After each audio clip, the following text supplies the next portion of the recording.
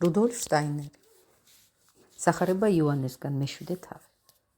იოანეს სახარების საკვანძო მომენტი საბოლოო ჯამში გახლავთ კაცობრიობის ისტორიის მოვლენა, რომელსაც გოლგოთას მისტერიას ვუწოდებთ.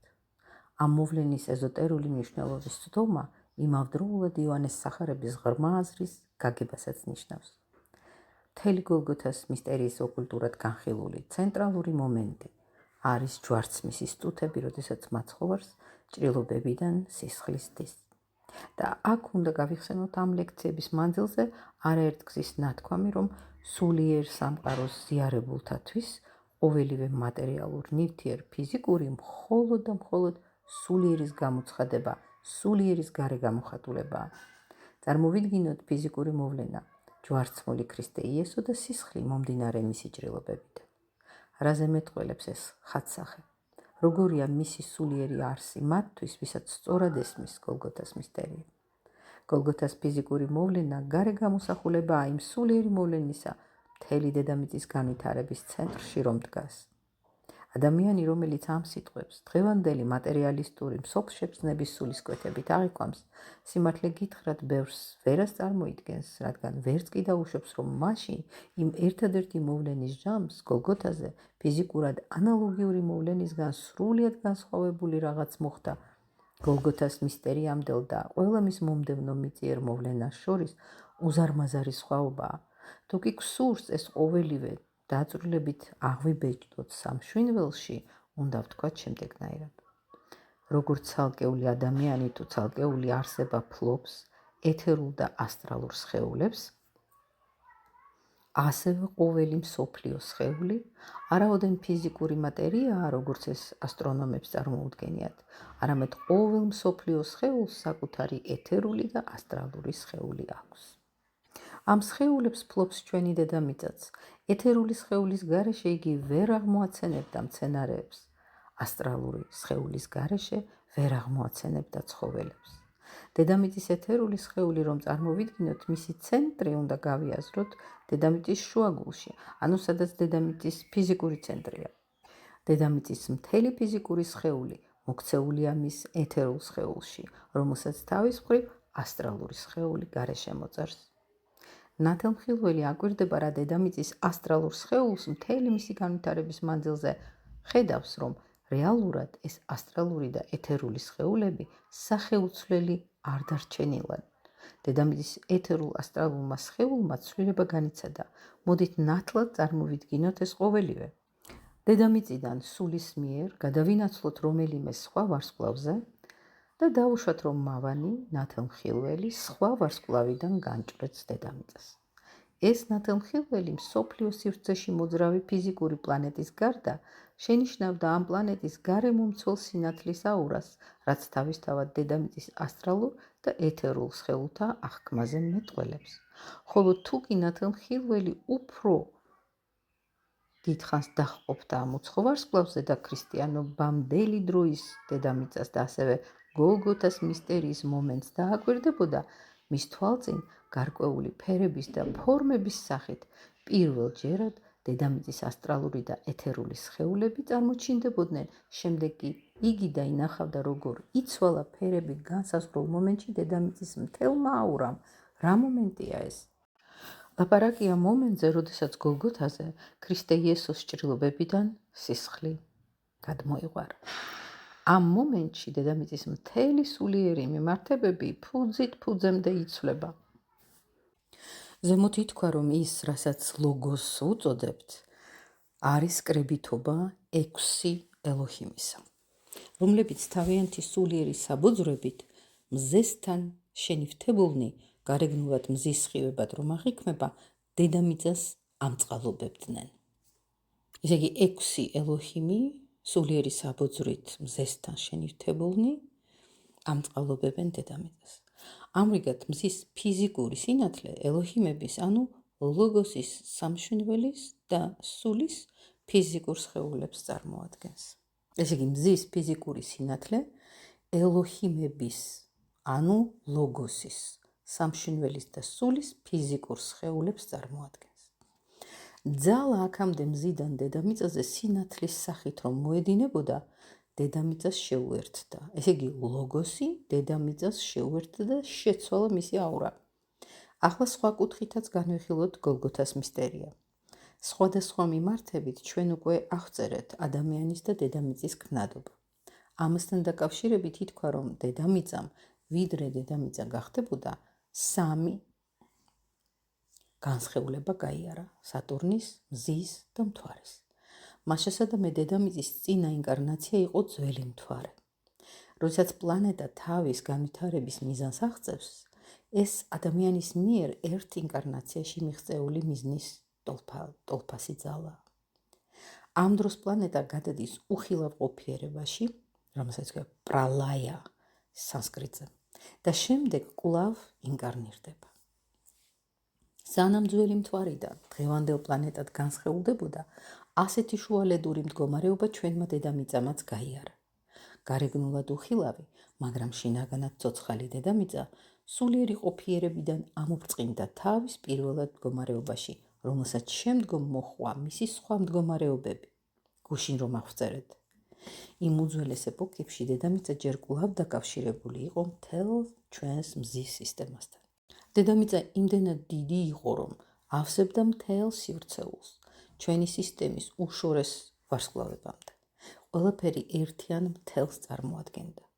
ცალკეული პლანეტები მხოლოდ მოგვიანებით განკერძოდნენ. გარკვეულ დრომდე დედამიწა დაკავშირებული იყო დღევანდელ მზესთან და დღევანდელ მთვარესთან. დრო იყო, როდესაც მზე, მთვარე და დედამიწა ერთ სხეულს შეადგენდა. წარმოიდგინეთ დღევანდელი მთვარე და დღევანდელი მზე დედამიწასთან ერთ სხეულებრივ, ერთ ვეებერთელა მსოფლიო სხეულად შეერთებული. ასეთი იყო ოდესღაც ჩვენი დედამიწა. ასეთი იყო მაშინ, როდესაც მისი ასტრალური სხეული და მე წყალნისლოვან წარმონაქმნში მოძრაობდა. ასეთი იყო მანამდეც. ის ძალები ამჟამად მზეში რომ იმყოფება, სულიერი და ფიზიკური ძალები მაშინ დედამიწასთან იყო შეერთებული. შემდეგ დადგა ის დროც, როდესაც დედამიწას გამოეყო მზე და არა მარტო ფიზიკური მზე, ფიზიკური სინათლე თურთ. ფიზიკურ მზესთან და ხილვად სინათლესთან ერთად დედამიწას გამოეყო სულიერ მშვინვიერი არსებანი, რომელთა სათავეში დგანან ელოჰიმები, საკუთრივ მზის ბინადარის სინათლის სულები. ამრიგად, რაც მზემ უკან ჩამოიტოვა, შეიძლება წარმოვიდგინოთ როგორც დღევანდელი მთვარის და დედამიწის შენაერთი. რაღაც დროის მანძილზე მზისგან გამოყოფილი დედამიწა ჯერ ისევ მთვარესთან იყო შეერთებული. მხოლოდ ლემურიის ეპოქაში გამოეყო მთვარე დედამიწას და 3 კოსმიურ სხეულს, დედამიწას, მზესა და მთვარეს შორის დამყარდა ის ურთიერთმიმართება, რაც დღეს არის და გვაქვს. აი ასე ვითარდებოდა მოვლენები. ადრე ელოჰიმებს გარედან უნდა ემოქმედათ. ერთ-ერთი ელოჰიმი მთვარის მეუფე უნდა გამხდარიყო და მთვარიდან უკუეფინა სხვა ელოჰიმების უმძლავრესი ძალა. ჩვენ ახლა ვცხოვრობთ მზისა და მთვარისგან გამოყოფილ დედამიწაზე, რომელიც კოსმიურ სივრცეში ერთგვარ კუნძულს წარმოადგენდა, მაგრამ მოვა დრო და დედამიწა კვლავ შეუერთდება მზეს და მასთან ერთ მთლიანობად გადაიქცევა. იმ დროისთვის ადამიანები უკვე იმდენად განსულიერდებიან, რომ კვლავ შეძლებენ მიიღონ, გაუძლონ, შეუერთდნენ მზის ძალებს. მაშინ ადამიანებს და ელოჰიმებს ერთი სამკვიდრებელი ექნებათ. რა ძალაა ამას რომ განაპირობებს? გოლგოთას მისტერია რომ არა, დედამიწა მზეს ვერასოდეს შეუერთდებოდა. როდესაც გოლგოთას მისტერიის მეშვეობით ელოჰიმების მზისმიერი ძალა, ანუ ლოგოსის ძალა, დედამიწას შეუერთდა, დედამიწამ მიიღო იმპულსი, რომელიც კვლავ იზიდავს ლოგოსის ძალას და საბოლოოდ გააერთიანებს კიდეც მზესა და დედამიწას. გოლგოთას მისტერიის დროიდან სულიერად განჭვრეტილი დედამიწა ატარებს ძალას, რომელიც მას კვლავ მზესთან შეაერთებს. ამიტომაც ვამბობთ, რომ დედამიწის სულიერმა ყოფიერებამ გოლგოთას მოვლენის მეშვეობით მიიღო ის, რაც ადრე მასში გარედან შემოდიოდა. ანუ მიიღო რა? ლოგოსის ძალა. რა ცხოვრობდა ადრე დედამიწაში? დედამიწაში ცხოვრობდა მზიდან გამონასხივი ძალა. რა ცხოვრობს დედამიწაში დღეს? თვით ლოგოსი. გოლგოთას მეშვეობით მზის სულად რომ იქცა. როგორც ჩვენს სხეულში ცხოვრობს მშვენიერ სულიერი, ასევე ქვათა, მცენარეთა, ცხოველთა და მიწაზე მოარულ ადამიანთა სამკვიდრო დედამიწის სხეულში ცხოვრობს დედამიწის სამშვენელი და დედამიწის სული. და ეს სამშვენელი და სული, დედამიწის სული არის ქრისტე. ქრისტე დედამიწის სულია. ამდენად როცა ქრისტე ესაუბრება თავის უახლოეს მოწაფეებს და ლაპარაკობს იმ უინტიმურეს ურთიერთობებზე მასსა და მის მოწაფეებს შორის რომ არსებობს, რა უნდა თქვას, რა საიდუმლო უნდა გაანდოს მათ. ქრისტე იტყვის, ეს იმას გავს, როდესაც თქვენ თქვენი სხეულიდან საკუთარ სამშვენველში იხედებით. თქვენს შიგნით სამშვენველია. ასევეა, როდესაც განჭვრეთ დედამიწის სფეროს. რასაც ახლა უყურებთ როგორც დედამიწის სხეულებრივ ზედაპირს, ეს ის სხეულია, რომელიც არათუ წარმავალია, არამედ მთელი დედამიწის სულია და კვლავ უფრო და უფრო განსულიერდება. მას შეეძლო მიეთითებინა დედამიწაზე როგორც თავის ჭეშმარიტ სხეულზე. როდესაც იღებთ თავ-თავს და შეექცევით პურს არსობისა, რას იღებთ სამშვენველში ამ პურით? ჩემს სხეულს ჭამთ თქვენ და როდესაც მცენარის წვენით იოგებთ წყურვილს, ეს იგივ სისხლია თქვენში მჩქეფარე, ეს მიწის სისხლია, ჩემი სისხლი. აი სიტყვასიტყვით ის, რასაც ქრისტე თავის უახლოეს მოწაფეებს ეუბნება და ჩვენც ასევე სიტყვასიტყვით უნდა მივიღოთ ეს ნათქვამი.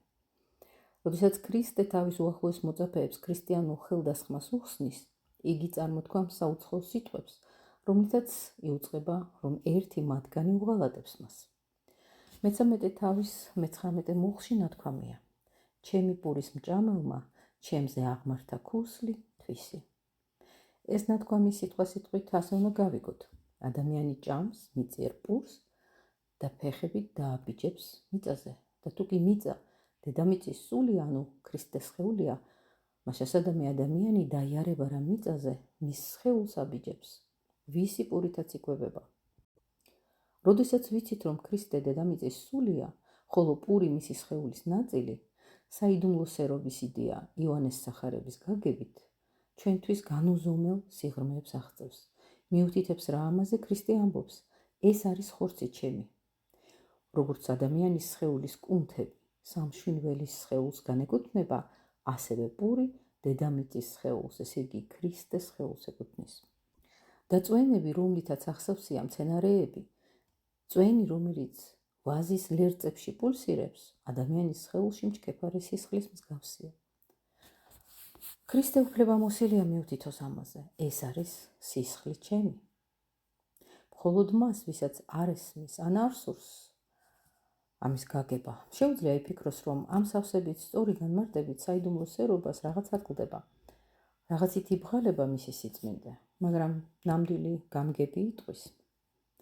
სიწმინდე არათუ ხელშეუვალია, არამედ მთელი დედამიწა, პლანეტა გასხივოსნებულია ამგვარი განმარტებით. და რაოდენ ძლავრი გრძნობები დაივლის ჩვენს სამშვენველში, როდესაც საიდუმლო სერობაში ამოვიკითხავთ დედამიწის უდიდეს მისტერიის, გოლგოთას მოვლენის კავშირს მთელ მიწიერ ევოლუციასთან. როდესაც საიდუმლო სერობაში ქრისტეს ჭრილობებიდან მომდინარე სისხლის არა მარტო ადამიანურ, არამედ კოსმიურ მნიშვნელობას შევიგრძნობთ. ჩაწვდება რა იოანეს სახარების ამ უღრმეს აზრს. ადამიანი შეიგრძნობს, რამდენადაა თავისი ფიზიკური სხეულით დაკავშირებული არა მარტო დედამიწის ფიზიკურ სხეულთან, არამედ როგორც მშვენიერ სულიერი არსება, როგორ უკავშირდება დედამიწის მშვენიერ სულიერ არსებას თავად ქრისტეს. და როდესაც შევიგრძნობთ, როგორ მსჭვალავს ქრისტე დედამიწის სული ჩვენ სხეულს, დაგვებადება კითხვა, საკუთრივ რა უნათებდა იოანეს სახარების ავტორს იმ მომენტში, როცა ქრისტე იესოს უღრმეს საიდუმლოს ხსნიდა. იგი ხედავდა მთელ იმ ძალებს, ყველა იმპულსს ადამიანთა შორის რომ იმოქმედებს, თუ კი კაცობრიობა აღიქვამს მათ. რათა ნათლად წარმოვიდგინოთ ეს ყოველივე, კიდევ ერთხელ უნდა გავითვალისწინოთ ევოლუციის გზები, რომელთაც მიჰყვება კაცობრიობა. ადამიანი შედგება ფიზიკური, ეთერული, ასტრალური სხეულისა და მესგან. ადამიანის განვითარება ნიშნავს, რომ საკუთარი მედან გამომდინარე, იგი თანდათანობით ამუშავებს, ხვეწს, ამტკიცებს თავისი არსების სამ დანარჩენ წევრს. აი ეს მე მოწოდებულია თანდათანობით დაწმინდოს და უმაღლეს საფეხურზე აიყვანოს ასტრალური სხეული. სრულიად დაწმენდილი მეს ძალით გამსჭვალული ასტრალური სხეული გარდაიქმნება მანასად, ანუ თავად სულად. მეს ძალით გადამუშავებული და გამტკიცებული ეთერული სხეული, ანუ სიცოცხლის სხეული, ბუთხად, სიცოცხლეს სულად იქცება. ფიზიკურ სხეულს მეს ძალა გარდაქმნის ატმად, ანუ სული ადამიანად. და ამით ადამიანის უახლესი მიზანი მიღწეული იქნება. მაგრამ ეს უახლესი მიზანი უშორესი მომავლის საქმეა. ამის გარდა სამი დაბალი სხეულის, ფიზიკური, ეთერული და ასტრალური სხეულების მანასად, ბუთხად და ატმად გარდაქმნა აუცილებლად მოითხოვს აი ამ მეს სავსებით შეგნებულ ცნობიერ მუშაობას მათზე. თანამედროვე ადამიანთა უმრავლესობა ამას მოკლებულია. თანამედროვე ადამიანი არსებითად თავისი სრული ცნობიერებით ახლა იწყებს ასტრალურ სხეულში მანასის თანდათანობით გამომუშავებას. მაგრამ ადამიანმა მიწიერი განვითარების კვალდაკვალ თავისი დაბალი სხეულები ზეარსთა მეშვეობით არაცნობიერად უკვე გადაამუშავა. შორეულ წარსულში იგი არაცნობიერად მუშაობდა თავის ასტრალურ სხეულზე. შედეგად ასტრალური სხეული იმსჭვალებოდა გრძნობადი სამშვენივრით. ასევე ეთერული სხეული გახლავთ ის, რაც ჩემს თეოსოფიაში განსაზღვრულია როგორც განსჯითი სამშვენიველი. ესე იგი ასტრალური სხეული გრძნობადი სამშვენივრით იმსჭვალებოდა და ეთერული სხეული გახლავთ ის, რაც ჩემს თეოსოფიაში განსაზღვრულია როგორც განსჯითი სამშვენიველი. და ბოლოს ადამიანის მეს არაცნობიერმა მუშაობამ ფიზიკურ სხეულზე ცნობიერი სამშვენიველი გამოამუშავა. ესე იგი მუშაობდა რა ეს მე არაცნობიერად ასტრალურ სხეულზე, გამოამუშავა ადამიანში გრძნობადი სამშვენიველი, ეთერული სხეულზე მუშაობისას არაცნობიერად გამოამუშავა განსჯითი სამშვენიველი და ფიზიკურ სხეულზე მუშაობისას ცნობიერი სამშვენიველი. მაგრამ ცნობიერი სამშვენიველი წარმოიშვა ატლანტიდის ეპოქის დამლევს, როდესაც ადამიანის ეთერული სხეული ადრე თავის ზედა ნაწილში ჯერ კვლავ ფიზიკური სხეულის გარეთ რომ გამოდიოდა, ნელ-ნელა ჩადგა მასში. ამ პროცესის შედეგად ადამიანმა ისწავლა მეს წარმოთქმა. ასე და ამრიგად ადამიანი თანდათანობით თავისი არსების ყველა ნაწილები თურთ პოსტ-ატლანტიდურ ეპოქაში შევიდა.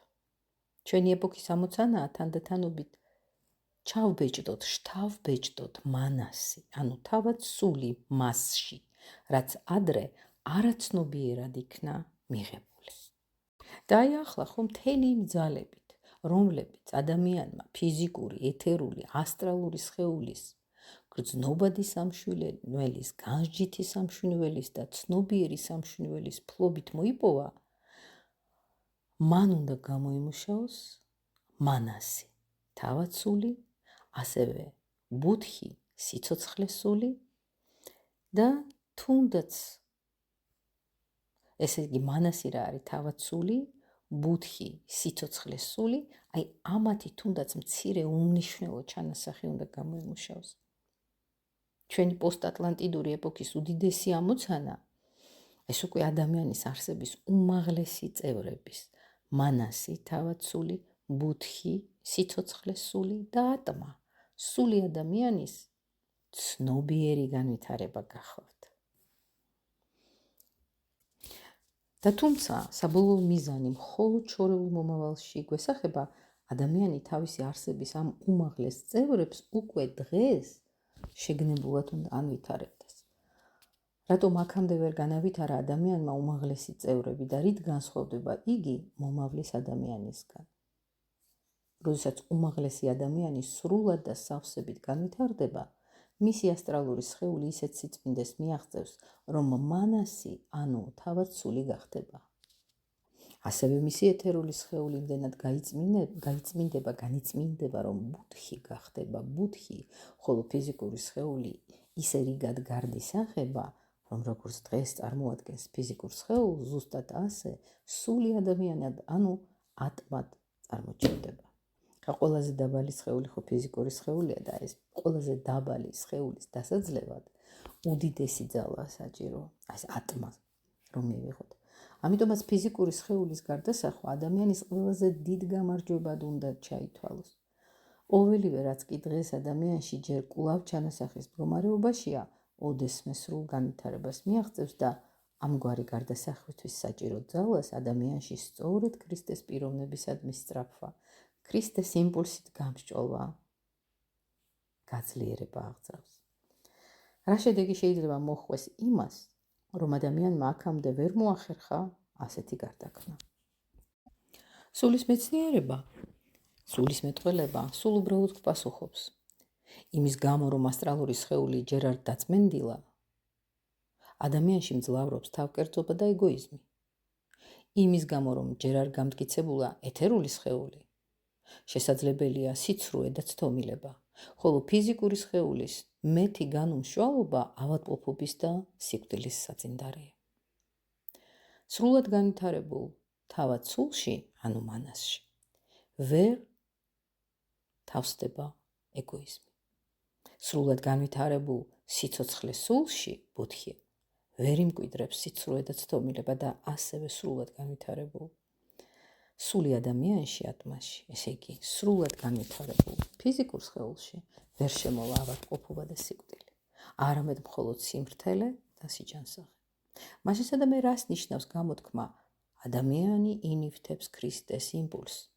ეს ნიშნავს, რომ ადამიანი სწავლობს ქრისტეს მიერ ძალთა გაგებას და ინივთებს რა ამ ძალებს მათი მეშვეობით საკუთარი ფიზიკური სხეულის არათუ დამორჩილებას, არამედ მასზე ბატონობასაც შეძლებს. წარმოიდგინეთ, რომ კაცმა, მავანმა მთლიანად აღიქვა ქრისტეს იმპულსი. ესე იგი, ქრისტეს იმპულსი მთლიანად გადავიდა მასზე. ადამიანს უშუალოდ თვით ქრისტე წარუდგა და მისმა იმპულსმა უშუალოდ გამსჭვალა იგი. რას ნიშნავს ეს? ეს ნიშნავს, რომ თუ კი ადამიანი იქნებოდა ბრმა, ქრისტეს იმპულსის უშუალო ზემოქმედებით მას თვალის ჩინი დაუბრუნდებოდა, რადგან საბოლოო მიზანი ავადმყოფობასა და სიკვდილის ძალებზე გამარჯვებაა. როდესაც ლაპარაკია ბრმად შობილის განკურნებაზე, იოანეს მე-9 თავი, პირველიდან მე-7 მუხლამდე, იოანეს სახარების ავტორი სწორედ ამგვარი მისტერიების სიღრმეებიდან მეტყველებს. იგი წარმოაჩენს მაგალითს იმისა, რომ ქრისტეს ძალა მთელი თავისი სისრულით სიჯანსაღის მომნიჭებელია. სად იფარება ეს ძალა? ქრისტეს სხეულში, დედამიწაში. საჭიროა მხოლოდ, რომ დედამიწა განიმსჭვალოს ქრისტეს, ანუ ლოგოსის არსებით. მოდით ნახოთ, მართლაც ამაზე მიგვითითებს იოანეს სახარების ავტორი? აი, ბრმად შობილი. ქრისტემ აიღო მიწა, თავის ნერწყვს შეურია და ბრმად შობილს თვალებზე სცხო. ამ მოთხრობით იოანეს სახარების ავტორი ერთგვარ მისთვის კარგად ცნობილ მისტერიას გვიცხადებს. ახლა ჩვენ უნდა დავძლიოთ ყოველგვარი წინასწარ დასაზღვრულობა, რათა საფუძვლიანად ჩავწვდეთ საგანთა ზუსტ არსს და დაწვრილებით განვიხილოთ ქრისტეს ეს ერთ-ერთი უდიადესი ნიშანი. ხოლო რადგან ბევრი ჩვენი თანამედროვე სწავლული ვერ გაგვიგებს, ნათქვამს უაზრობაში ჩაგვითვლის და შეურაცხადობასაც დაგწამებს, ეს ნუ იქნება ჩვენი საზრუნავი. ერთხელ და სამუდამოდ რაღაც ხომ უნდა ითქვას ადამიანისთვის აქამდე უცნობ მსოფლიო იდუმალებათა შესახებ. თანამედროვე ადამიანებს თუნდაც დიდად განსწავლულთ, მისტერიათა აღსასრულებლად საჭირო ძალები არ გააჩნიათ. ამ მისტერიების შესახებ შესაძლოა რაიმე იცოდე, შესაძლოა სულიერად განჭვრიტო და კიდეც განიცადო, მაგრამ მატერიაში ღრმად დაძირულ თანამედროვე ადამიანს მათი ფიზიკურად რეალიზება არ შეუძლია. არსებითად ყოველგვარი სიცოცხლე წინააღმდეგობრიობათაგან შედგება. ასეთი წინააღმდეგობრიობა სიცოცხლე და სიკვდილია.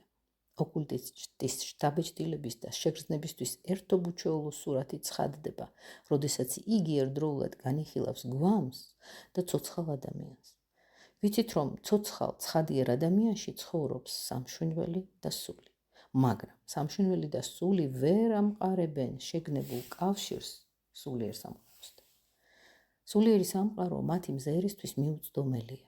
როდესაც ვაკვირდებით გვამს, გრძნობთ, რომ სული და სამშვენიველი ოდესღაც ამ გვამს რომ ეკუთვნოდა, სულიერ სამყაროთაკენ გარდამავალ გზაზეა, საიდანაც მათთვის სულიერი სამყაროს შეგნება და ნათელი მოკრთის. მაგრამ სულიერი პროცესების საუცხო ანარეკლები ფიზიკურ მატერიასაც გააჩნია. ადამიანის ხელახალი დაბადებისთვის მზადების დროს მისთვის ახალი ფიზიკური სხეული უნდა აშენდეს, მატერიამ ხორციელი სხეული უნდა წარმოქმნას. ამისთვის იგი ყოველი მხრიდან, ასე ვთქვათ, ცენტრისკენ ისწრაფვის და ნათელმხილველისთვის მატერიისკენ ესწრაფვა ამავდროულად სულიერ სამყაროსეული ცნობიერების დაბინდვა, კვდომა. იქ შეგნება კვდება, აქ ცოცხლდება. ადამიანის ფიზიკური სხეულისთვის მატერიის კონცენტრირება გარკვეული თვალსაზრისით სულიერი ცნობიერების კვდომას ნიშნავს. ჭეშმარიტად ფიზიკური სხეულის ხრწნისა თუ წვის კვალდაკვალ, სიგირდვისაც მისი ნაწილები იშლება, სულიერ სამყაროში საპირისპირო პროცესი, სულიერი ცნობიერების წარმოქმნა იწყება. ფიზიკური შლა სულიერი დაბადებაა. ამიტომ ხრწნის და შლის ყველა პროცესში ოკულტისტი კიდევ სხვა რაღაცასაც ხედავს. სასაფლაო, სადაც ფიზიკური სხეულები იხრძნება, სულიერი მზერისთვის საოცარ პროცესს განაცხადებს. ეს არის სულიერ დაბადებათა უცხრომელი ფეთქვა. წარმოვიდგინოთ, რომ კაცი მავანი განსაკუთრებულ სკოლაში გამწესდა. ეს მაგალითი, რა თქმა უნდა, მისაბაძი არ არის, თანამედროვე ადამიანის ფიზიკური სხეული ამას ვერ გაუძლებს. მას გამწესდა განსაკუთრებულ სკოლაში და აი მან დაიწყო თავისი სხეულის წვრთნა. სახელდობრ, წინ და წინ განსაზღვრული დროის მონაკვეთში უნდა ისუნთქოს მძორის სუნი იმ შეგნებით, რომ ამით ერთგვარად შეითვისებს საკუთარ არსებაში, შემოიყვანს ზემო აღწერილ პროცესებს. და თუ კი ეს ადამიანი სათანადოდ შეასრულებს ყოველივეს, შემდეგ ინკარნაციაში, იმავეში ეს შეუძლებელია, შემდეგ ინკარნაციაში მაცოცხლებელ და გამკურნავ ძალებს დაიუფლებს. მძორი სუნის შესუნთქვა საშუალებას გვიქმნის ჩვენს ნერწყვს თანდათან მივანიჭოთ ისეთი ძალა, რომ ჩვეულებრივი მიწასთან შეხებისას მან გამკურნავი ნივთიერება წარმოქმნას. სწორედ ის ნივთიერება ქრისტემ ბრმად შობილს თვალებზე რომ სცხო. აი ამ მისტერიაზე, სიკვდილის განადგურებაზე, მისი შთანთქმის თუ სუნთქვის გზით გამკურნავ ძალთა წარმოქმნაზე მიუთითებს იოანეს სახარების ავტორი, როდესაც ბრმად შობილის სასწაულს აღწერს და მსგავსი საგნების საკუთარი მოსაზრებებითა თუ ვარაუდებით განმარტებას მათი სიტყვასიტყვიერ გაგების სწავლა გვიჯობს. კრძალულებით უნდა მოვეკიდოთ ისეთ პიროვნებებს, როგორიცაა იოანეს სახარების ავტორი. ჩვენ თავს უნდა ვუთხრათ. ჭეშმარიტად იყო ამ მისტერიების ზიარებული ადამიანი და ჩვენ უნდა შევეცადოთ მათ გაგებას. ადრეც მსურდა გამომეკვეთა ფაქტი, რომ დღეს ვიმყოფებით ანთროპოსოფიულ განშტოებაში, სადაც არ უნდა სუფევდეს არავითარი ცრურწმენა. ერთობ იულად რომ წარმოიშობა ისეთი ჭეშმარიტი მისტერიის აღწერისას, როგორიც არის მიწის და ნერწყვის, ნაზავის გამკურნავ საშუალებად გარდაქმნის საიდუმლო. ასეთი ამოვლენის ზედმიწევნით ზუსტი მნიშვნელობა. ამას მივყავართ იმ ძირითად იდეასთან დღეს ჩვენს ყურადღებას რომ იკავებს, რომ ქრისტე დედამიწის სულია, დედამიწა კი მისი სხეული. ზემოთ მოყვანილმა მაგალითმა წარმოაჩინა ქრისტე დედამიწის განმასულიერებელი. ქრისტე, რომელიც რათა მოახდინოს სასწაული, ანუ აღასრულოს ნიშანი, დედამიწისთვის თავის ნაწილს გასცემს. ზემოთქმულს ქრისტეს სიტყვებიც დავუმატოთ. ქრისტე ამბობს, ჩემი არსის უორმესი საიდუმლო არის მე ვარ. და ჭეშმარიტი და მარადისი ძალა მე ვარ, ანუ მე, რომელსაც შეუძლია გამსჭვალო სხვა სხეულები ადამიანებში უნდა შთაიყვაროს. ეს მე დედამიწის სულში იმყოფება. უდიდესი სერიოზულობით უნდა მოვეკიდოთ იმ ფაქტს, რომ ქრისტე, რომელსაც სურს ყოველ ცალკეულ ადამიანს ფლობელობაში გადასცეს ჭეშმარიტი მე, მოწოდებული ადამიანში გააღვიძოს და საბოლოოდ ყოველი ცალკეული ადამიანიდან თანდათან შექმნას მეუფე და მეფე. და მაშინ დავინახავთ, რომ ქრისტე ამ სიტყვის სრული მნიშვნელობით კარმის იდეასა და კანონს ავლენს, რამე თუ კარმის კანონის მართებული გაგებით ჩვენ მის ქრისტიანულ მნიშვნელობას ვწვდებით. რას გულისხმობს კარმის იდეა? უწინარესად იმას, რომ არც ერთ ადამიანს არ აქვს უფლება გაკიცხოს, განსაჯოს მეორე ადამიანის შიდა არსი. ვინც ვერ ითავსებს კარმის იდეას, ამ აზრს არ ესმის მთელი მისი სიღრმე. ვიდრე ადამიანი მეორე ადამიანს კიცხავს, იგი თავის მეს, ან სხვის მეს ამძიმებს. მაგრამ ვისაც ნამდვილი ქრისტიანული გაგებით სწამს მე ვარ, იგი არავის ასამართლებს, არავის კიცხავს, რამე თუ სჯერა, არსებობს კარმა უდიდესი გამაწონასწორებელი. წარმოვიდგინოთ, რომ ადამიანთან, რომელსაც სწორად ესმის ქრისტეს სიტყვები, მოჰყავთ ცოდვილი. როგორ მოექცევა იგი ამ ცოდვილს? დაუშვათ, რომ ყველა დანარჩენმა თავს ქრისტიანებს რომ უწოდებს, ეს ცოდვილი გაკიცხა და მძიმე დანაშაულში ამხილა. ამის შემსწრე ნამდვილი ქრისტიანი ასე იტყვის: რაც არ უნდა თქვათ ამ ადამიანზე და რა ბოროტ მოქმედებაც არ უნდა მიაწეროთ, ვალდებულნი ხართ პატივისცეთ მის მე ვარ არსს და მიანდოთ იგი კარმას, უდიდეს კანონს, რომელიც თავად ქრისტეს სულის კანონია. თავად ქრისტეს უნდა მიანდოთ იგი. კარმა სრულდება მიწიერი განვითარების კვალდაკვალ და ამ განვითარებას უნდა მივანდოთ განაჩენი, რომელსაც კარმა დაუწესებს ცოდვილ ადამიანს. შეიძლება მივმართოთ დედამიწას და ვუთხრათ ბრალმდებელთ. გიჯობთ საკუთარ თავებზე იზრუნოთ, დამნაშავებს მიწა დასჯის. ჩავწეროთ დედამიწაში ის, რაც როგორც კარმა, ისედაც აღბეჭდილია მასზე. ავიდა იესო ზეთისხილის მთაზე, დილით კი კვლავ შევიდა ტაძარში. მთელი ხალხი მივიდა მასთან და დაჯდა და ასწავლიდა მათ. ხოლო მწიგნობრებმა და ფარისევლებმა მიიყვანეს ქალი, რომელიც მრუშობისას შეეპყროთ, შუაში დააყენეს და უთხრეს იესოს: მოძღვარო, ეს ქალი მრუშობისას შევიფყარით. მოსემ კი რჯულში გვამცნო ამ ნაირების ჩაქოლვა, შენ რა სიტყვა? ხოლო ამას საცდუნებლად ეუბნებოდნენ, რათა ბრალი დაედოთ მისთვის. მაგრამ იესო დაბლა დახრილი თითით რაღაცას წერდა მიწაზე და რა კი დაჟინებით ეკითხებოდნენ, წამოიმართა და უთხრა მათ: ვინც თქვენ შორის უცოდველია, მან პირველმა ესროლოს ქვა. და კვლავ დაიხარა და წერდა მიწაზე, ხოლო ისინი ამ სიტყვების გაგონებისას უხუცესთაგან დაწყებულნი სათითაოდ გაიკრიფნენ და დარჩა მარტო იესო და კიდევ ქალი შუაში მდგომ. წამოიმართა იესო და რა კი ქალის გარდა ვერავის მოჰკრა თვალი, უთხრა მას: ქალო, სად არიან შენი ბრალმდებელნი? არ ვინ განგსაჯა? ეს თქვა, რათა განერიდებინა ყოველგვარი განკიცხვა და მიეთითებინა კარმის იდუმალებაზე. ხოლო ქალმა თქვა: არავინ უფალო. ქალი თავისი კარმის დაქვემდებარებაში გადადის. აქ მთავარია, რომ მან სასჯელზე კი არ იფიქროს, რომელიც კარმაში აღსრულდება, არამედ გამოსწორდეს. და უთხრა მას იესო: არც მე განგსჯი, წადი და ამიერიდან ნუღარი იმრუშებ. ამრიგად ჩვენ ხედავთ, რაოდენ მჭიდროდაა დაკავშირებული კარმის იდეა ქრისტეს უღრმეს იდეასთან, დედამიწისთვის მისი არსების მნიშვნელობასთან. ქრისტე ამბობს: თუ კი გააცნობიერეთ ჩემი არსი, ეს ნიშნავს, რომ გააცნობიერეთ ისიც, ვისი არსის გამო მხატველიც ვარ მე, და ასევე ისიც, რომ თვით მე ვარ, ასწორებს და ათანაბრებს ყოველივეს, რაც ხდება. დამოუკიდებლობა და შინაგანი თვით ყოფადობა, აი იმპულსი ქრისტემ ადამიანებს რომ მოუტანა.